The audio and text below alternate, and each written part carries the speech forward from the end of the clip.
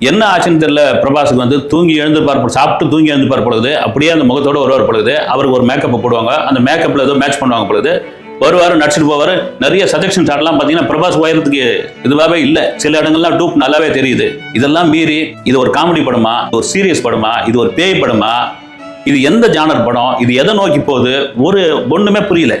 ஒரு முதல் பாதி முழுக்க பார்த்தா தமாஷுன்னு நினைச்சு இவங்களே தமாஷ் பண்றாங்க. ஆனா ஒருத்தங்க கூட தேட்டர்ல சிரிக்கவே இல்லை. உண்மையாங்க வந்து சீரியஸா ஒரு விஷயத்த சொல்றாங்க.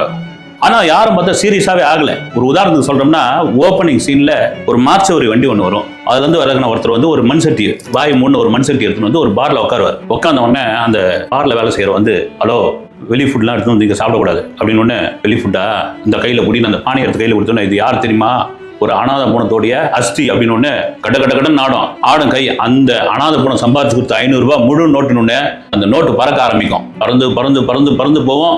அந்த அஸ்தி எடுத்துன்னு வந்த அந்த நபர் வந்து அந்த நோட்டை தெரிச்சுன்னு போய் அந்த பேய் பங்களாக்குள்ள மாட்டிப்பார். அலறுவார், மிரளுவார். ஓப்பனிங் சீன் அது. ஆனா ஆடியன்ஸ் பூரா தேமையான உட்காந்துருப்பாங்க. இதுதான் படத்து பூரா நடக்குது.